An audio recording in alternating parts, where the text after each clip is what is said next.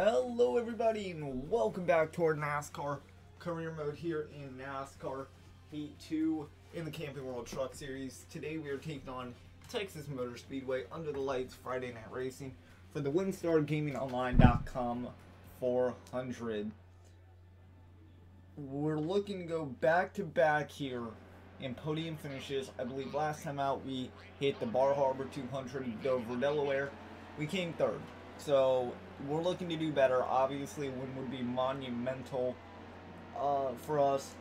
And the only way to get a good finish, don't make any rash decisions, be smart on all aspects of the track, and just do exactly what we did at Dover. Obviously, you cannot compare Dover and Texas.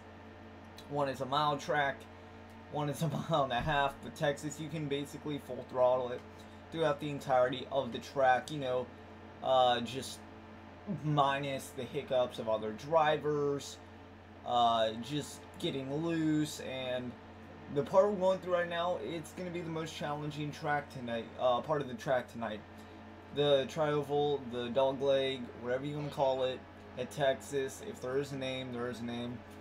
It's going to be the most distracting. That's where you carry most of your speed into turn 1 out of turn 4, and that's where probably a really good finish is going to happen. So with that said, 9 laps here in stage 1 and 2 as well, and then typical stage 3, it's just an endurance race. So at the end of stage 1 here, we actually climb from 32nd all the way to 22nd. That is a +10 differential, so good points there, even though we get no stage points. Everyone's pitting. We are going to do that as well with 33 laps remaining. We have 3 laps left on fuel. We're going to adjust the tape to 40%, and that's all we're going to adjust. We're going to take 4 new tires. We're going to get the truck filled with gas, 2 tanks of gas, and we're going to move on. So 22nd place, and we actually stay there. Our pit crew doing good work so far, even though it is a third of the way through the race. And stage 2 is now underway. You see the lights are getting brighter. That means the track is going to probably get a little more slippery, less grip, slippier, probably not even a word, just no grip at all probably. It's going to get a lot smoother to run on, and one little mistake can probably cost half the field if not more. So stage 2, we are 24th. We did drop back a couple of spots, but we always do that initially. We are not the greatest racer off the start of a stage, so keep that in mind. But yeah, we're gonna get at least 1 spot hopefully back. We're battling Matt Mills here, and well, we actually go for a ride. We actually made contact with him, but we're not the one going around. That's actually gonna be the 46 truck of Wendell Chevo.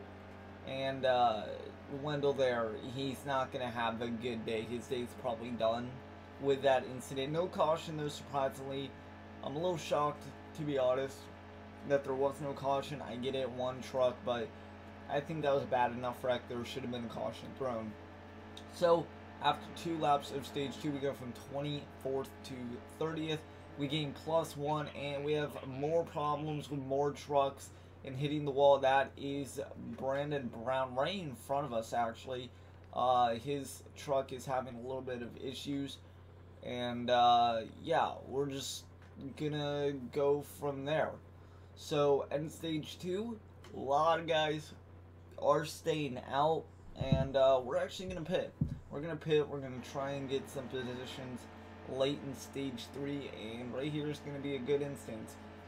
25 laps into 44. We are running 25th. We've actually made up 3 or 4 spots, but there are a lot of trucks that need to pit ahead of us, and well, let's count them off right now. How about 10, 11 trucks in the blink of an eye? We can go from 25th all the way down to 14th.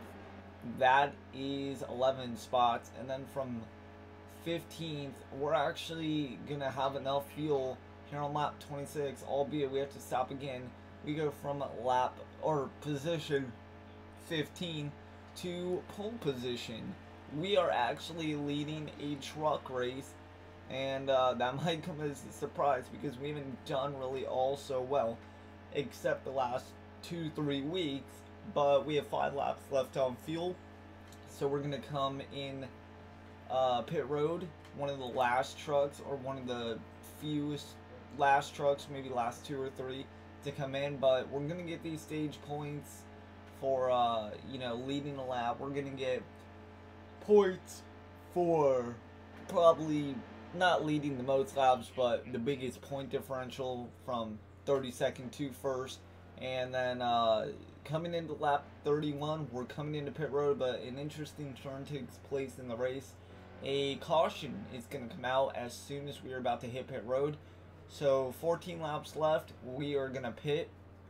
You can see John Hunter Nemechek is pitting as well. There's only 7 cars on the lead lap, so we're actually setting a pretty fast pace here for the all other competitors. And by the end of the race, 7 cars were on the lead lap. That stayed as the number, and we actually had enough gas where other trucks in front of us had to come in. We were sitting 7th majority of the time.